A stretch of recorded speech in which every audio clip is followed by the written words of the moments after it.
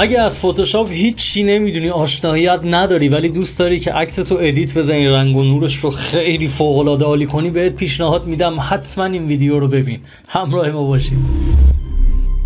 سلام، فرشید یار محمدی هستم و توی این ویدیو میخوایم برای کسایی که هیچی از فتوشاپ نمیدونن، حتی در حد باز کردن یک عکس هم نمیدونن، میخوایم این ویدیو رو برای اونا ضبط کنیم و یاد بهشون بدیم که چطور یه عکس رو باز کنن، رنگ و نورش رو ادیت بزنن و ذخیره‌اش کنن. بریم کارو شروع کنیم. خب یه دونه عکس من اینجا دارم، جلوم بازه و بریم و اصلاح رنگ و نورش رو انجام بدیم. 50 60 70% اصلاح رنگ و نور یک عکس داخل فتوشاپ توی یک بخشی از فتوشاپ به نام پلاگین کامرا را، که توی اون پلاگین کامرا را ما می‌خوایم دو قسمت رنگ و نورش رو با هم دیگه یاد بگیریم که کلی کارمون جلو بیفته و خیلی راحت بتونید یک عکس رو باز کنید و کارتون رو انجام بدید. خب یه دونه کنترل جی اولش میزنم تا یه دونه کپی از عکس هم بگیرم تا آخرش بتونیم به صورت قبل و بعد اگه نیاز شد ببینیم به چه شکله.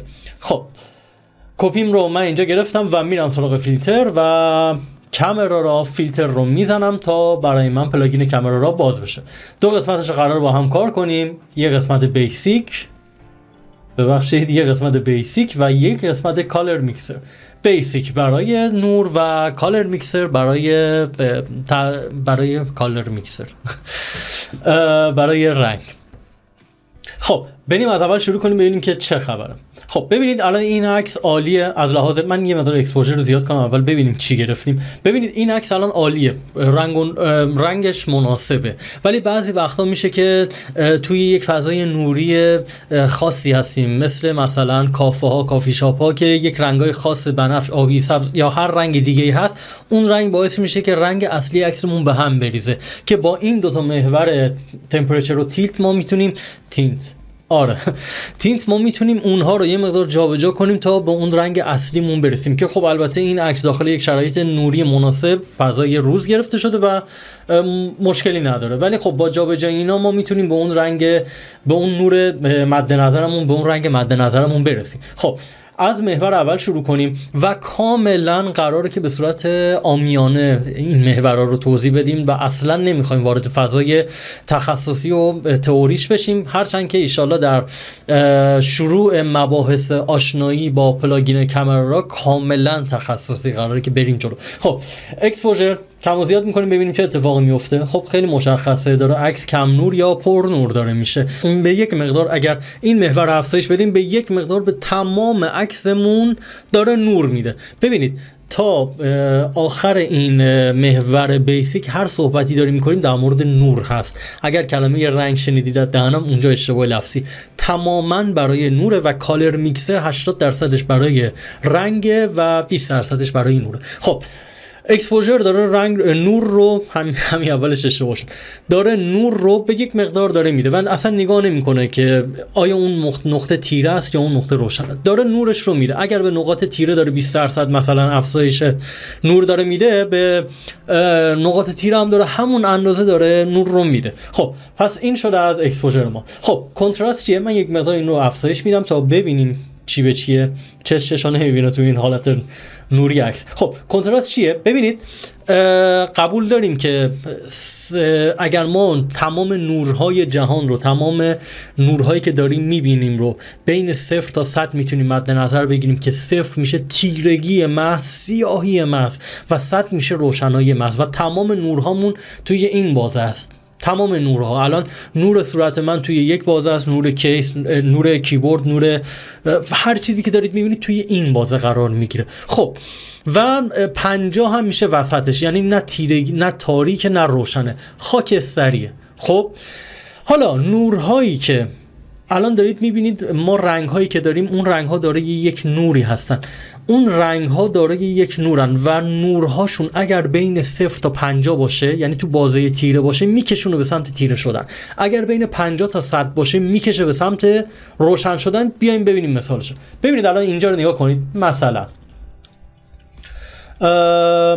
من اینو یه مقدار کمترش کنم. خب مثلا نگاه کنید، لباس رو نگاه کنید، لباس رو ببینید، قشنگ مشخصه که لباس نورش زیاده، رنگش روشنه، نورش هم روشنه. من اگر کنتراست رو بکشم به سمت بالا میبینید خیلی روشن تر شد.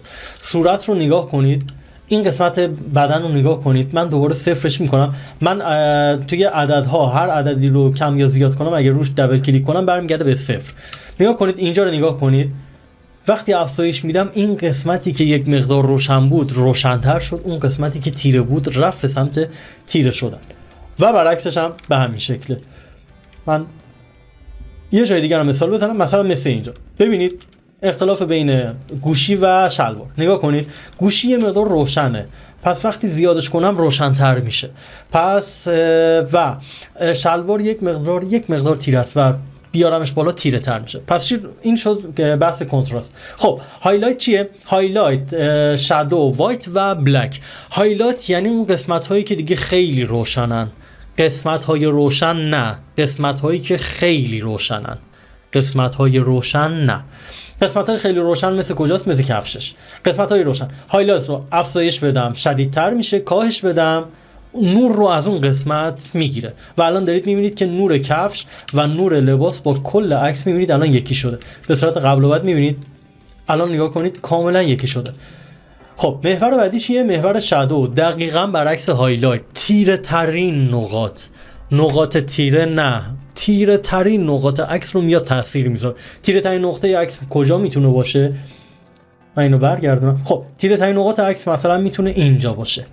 خب نگاه کنید من الان دوباره هایلایت رو کم و زیاد میکنم، میبینید به هیچ عنوان توی نقطه تیره هیچ تأثیری نمیذاره، حتی توی نقطه روشن هم تأثیر کمی میذاره، توی روشن ترین نقاط تأثیر زیادی میذاره. خب نگاه کنید من الان هایلایت رو هم کم و زیاد میکنم هیچ اتفاقی نمیفته.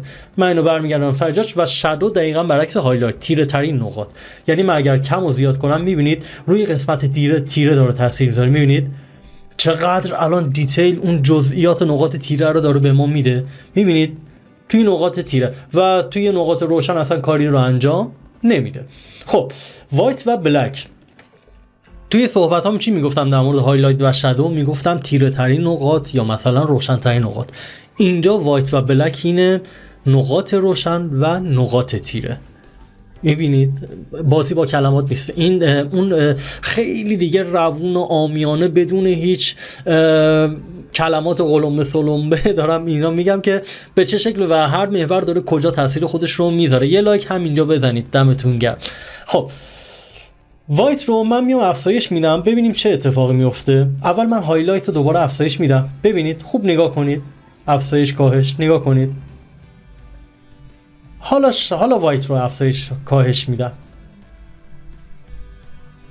بدون هیچ توضیح اضافی. اگر بخوام بهتون بدم وقتی وایت رو دارم افزایش میدم رو قسمت‌های سبز هم داره تاثیر میذاره. میبینید رو قسمت‌های سبز هم داره تاثیر میذاره، ولی هایلایت این کار رو انجام نمیده، روی نقاط سبز تأثیری نمیذاره. چرا؟ چون اصلا قرارشه که روی روشن‌ترین نقاط تأثیر بذاره. ولی وایت نه، وایت میگه که آقا هر جای عکس اگر یک نوری اگر داره من میام 1% به اون 1% به اون نور من اضافه میدم. حالا میخواد نقاط تیره باشه، تیره ترین نقاط نه، حالا میخواد نقاط تیره باشه، نقاط روشن باشه یا روشن‌ترین نقاط، یعنی مثلا از 25 تا 75 میاد اینا تأثیر میذاره. هر چی اون قسمت روشن‌تر باشه تأثیر وایت بیشتر میشه تو اونجا. مثلا میگم الان نگاه کنید لباس نگاه کنید، خب خیلی روشنه، من اگه وایت رو افزایش بدم اینجا دیگه خیلی زیاد میشه، ولی مثلا اینجا روشن‌ترین نقاط نیست، پس یه مقدار تاثیر روی پشت روی اون قسمت سبز هم میذاره. ولی هایلایت اینجوری نیست. هایلایت میگه داداش من فقط روی قسمت‌های روشن، اصلا کاری با من 75 به پایین ندارم، این عددهایی که دارم میگم اصلا دقت نکنید، این یه مقدار اگر یه مقدار دقت کنید اوکیه، ولی زیاد ذهنتون درگیر این اعداد و ارقام نکنید. ولی هایلایت میاد میگه که نه من فقط روی قسمت‌های روشن، قسمت‌های دیگه اصلا برام مهم نیست. خب و بلک هم دقیقاً برعکس همینه، یعنی میگه که من میام نقاط تیره رو تیره تر میکنم، نقاط روشن هم اگر یه مقدار سر گوششون بجنبه برای تیره شدن اونا رو هم یه مقدار تیرهشون میکنم. خب بلک میبینید کم و زیاد که میکنم میبینید دیگه، یعنی قسمت های تیره هم مثل مثلا قسمت صورتش هم میبینید یک مقدار، چون عکس تویش خودم عکاسی کردم و دوست داشتم یه مقدار دارک باشه، یه مقدار صورتشاتو بردم بالا، یه مقدار که تیره تر شده عکس و صورت هم یه مقدار تیره تره و اینجا الان دارید میبینید بلک رو اگه کم کنم رو صورت هم داره تاثیر خودش رو میذاره و اگر زیاد کنم اون قسمت های تیره رو داره روشن میکنه. خب اینجا یه دونه خط اینجا داره، یعنی این بحث بالا با بحث پایین کاملا جداست. تکسچر، کلاریتی و دیهیز. خب از روی تکسچر من زوم میکنم روی صورت و دارید میبینید که اگر من تکسچر رو افزایش بدم چقدر بافت ها رو خیلی چقدر اغراق آمیز داره زیاد میکنه و اگر کمش کنم بافت رو کاملا داره صاف یک دست میکنه. زمانم داشته باشیم. اوکی، بافت رو داره یک دست میکنه. بحث کلاریتی چی میگه؟ بحث کلاریتی میگه که ببینید من نه با تیره ترین نقاط کار دارم نه با روشن ترین نقاط کار دارم، با این دوتا اصلا کاری ندارم، با نقاط روشن و نقاط تیره کار دارم با هم دیگه، نه تک تک. بلک نقاط تیره بود، وایت نقاط روشن بود، ولی این میاد روشن ترین نقاط و تیره نقاط روشن و نقاط تیره رو با هم دیگه یکی میکنه و روی اینجا تاثیر میذاره. تو اون بازه نوری اگر بخوام اینو دقت کنید، اینجا رو دقت کنید، ما الان 4 تا محور داریم: هایلایت، شادو، بلک و وایت. درسته؟ 0 تا 100 اگه مد نظر بگیریم تیره ترین نقاط میشه بازه نوری بین 0 تا 25، این میشه شادو. یه مقدار جلوتر میشه 25 تا 50، این میشه بلک. یه مقدار جلوتر میشه وایت، میشه 50 تا 75 و روشن‌ترین نقاط 75 تا 100 میشه هایلایت. این اوکیه. کلاریتی دقیقاً میاد بین بازه 25 تا 75، یعنی نه روشن‌ترین نقاط کار داره نه تیره ترین نقاط. بین این میزان داره تاثیرشو میذاره. اما چه تاثیری؟ بریم ببینیم که چقدر. دو سه تا مؤلفه، دو سه تا شاخصه خیلی خوب داره که خیلی زیاد به کارمون میاد. من یک مقدار نور میدم به عکسم. خب اوکی، کلاریتی رو اگر من افزایش بدم میبینید که صورت رو نگاه کنیم چقدر داره جزئیات رو علاوه بر این که داره نشون میده داره از هم دیگه تفکیک میکنه، اون جزئیات رو داره تفکیک میکنه. مثالش اگر بخوام بزنم، ببینم اینجا، مثالش اگر بخوام بزنم، فرق سر رو نگاه کنید یا تارهای مو رو نگاه کنید. توی حالت عادی تارهای مو تقریبا کنتراستشون با هم یکی، یعنی اختلاف نوری آنچنانی ندارن، ولی وقتی زیاد که میکنم میبینید اون نقاط چقدر داره از هم متمایز میشه. فرق داره بین کنتراست یعنی قسمت‌های تیره رو تیره تر میکنه، قسمت‌های روشن روشن‌تر میکنه، ولی اینجا اصلا از این خبرها نیست. خب و اما دیهیز رو بخوام خیلی خلاصه و سریع توضیح بدم، اکثر عکسایی که ما طی روز میگیریم و مخصوصا با گوشی، تو گوشی خیلی بیشتر اتفاق میفته. وقتی طی روز عکاسی میکنیم اینجوریه، دقیقاً همینجوریه، دقیقاً شرایط نورش همینجوریه که دیهیز میتونه با افزایش دادن دیهیز ما میتونیم اون شرایط رنگی و نوریش رو کلاً یه دستی سر روش بکشیم که اینجا چون با یک دوربین واقعاً حرفه‌ای و یک لنز فوق حرفه‌ای گرفته شده این دیگه اوکیه. یعنی با دوربین فول فریم دی 800 با لنز سیگما 85 اصلا یه چیز قولیه. خب این از این. وایبرنس و سچوریشن رو هم توی 10 ثانیه میشه توضیح داد. من اگر وایبرنس رو، جفتشون در مورد رنگه، هم وایبرنس در مورد رنگه هم سچوریشن در مورد رنگه، اما وایبرنس اگر افزایش بدم از کم رنگ ترین نقاط شروع میکنه به افزایش دادن رنگ، ولی سچوریشن نه، کلا میاد رنگ میده، 1% مشخصی رنگ رو به تمام عکس میده. ولی وایبرنس اینجوری نیست، میاد میبینه که کجا یه مقدار کم رنگ تره، اول از اونجا شروع میکنه به رنگ دادن. این تا اینجا. خب این رو میبندم و میریم سراغ کالر میکسر. ببینید هر چیزی، الان عکسی که ما داریم میبینیم، هر رنگی رو که میبینیم ما فقط رنگش رو میبینیم، اما اون رنگ 3 تا شاخه هست. یک خود رنگشه، یعنی قرمز، آبی، سبز، زرد، و هر رنگی که دارید میبینید یک یه بخش رنگه، یک بخش غلظتشه، یعنی کم رنگ پر رنگ، سبز، آبی، قرمز، سبز، کم رنگ یا پر رنگش، چرا انقدر دارم سوتی میدم امروز، و یک بخش روشنایی و تاریکیشه، یعنی سبز روشن و سبز تیره. پس شد 1 رنگ، 2 غلظتش، پر رنگ یا کم رنگ بودنش، و 3 بحث نورش. هر چیزی که ما اینجا داریم میبینیم، هر رنگی که اینجا داریم میبینیم توی این محورها داره قرار میگیره. مثلا من اگر بخوام این رنگ سبز رو بخوام تغییر بدم، میام این پایین میبینم که رنگ سبز کجاست. رنگ سبز هم اینجاست هم اینجاست، می‌بینید هم اینجا ما الان سبز داریم هم اینجا سبز داریم. بعضی از رنگ‌ها هستن توی یه محور جا میگیرن، بعضی از رنگ‌ها هستن توی یه محور جا میگیرن، بعضی از رنگ‌ها هستن نه، باید 2 تا یا 3 تا محور رو کم و زیاد کنی تا بتونی اون رنگ رو تغییر بدی. خب مثلا من میام بحث سبز رو میخوام تغییر بدم، اینو میام این رنگیش میکنم مثلا، بعد میگم که یه مقدار میخوام پررنگ‌ترش کنم، میام پررنگ‌ترش میکنم و میگم یه مقدار میخوام روشن‌ترش کنم، پس میام یک مقدار روشن‌ترش هم میتونم کنم یا تیره‌ترش هم میتونم کنم و بقیه رنگ‌ها هم به این شکل. مثلا رنگ ماسک در واقع فیروزه‌ایه، اینو یه مقدار میتونم کم نورتر یا پر نورترش کنم، مثلا کم نورترش میکنم، یا مثلا رنگش رو کلا میگیرم. الان میبینید یه تهرنگی اینجا داره، پس یعنی یا باید محور پایینی یا محور بالایی. میبینید الان محور بالایی چیز کردم، ماسک اوکی شد، ولی میبینید تحت تاثیر پشت اون درخت‌ها هم تاثیر قرار داد. این میشه کلا به بحث اصلاح رنگ و نور، اما هنوز مونده ویدیومون و میخوایم اصلاح کادر و لکه برداری رو هم انجام بدیم. تا اینجای ویدیو اگر از سبک ارائه مطلبمون خوشتون اومده، حتی اینجا هم دارم سوتی میدم، تا اینجای ویدیو آقا سابسکرایب کنید و اون زنگوله رو هم بزنید. خب این تا اینجای کار. حالا میتونیم پریست بسازید، یعنی الان همین تغییرات رنگی که الان من اینجا انجام دادم میتونم بیام روی این نقطه‌ای که اینجا هست اینو بزنم و سیو سیتینگ رو بزنم، با این کاری ندارم، سیو رو بزنم و برم این تنظیمات رو یک جایی ذخیره کنم، مثلا همینجا ذخیره کنم.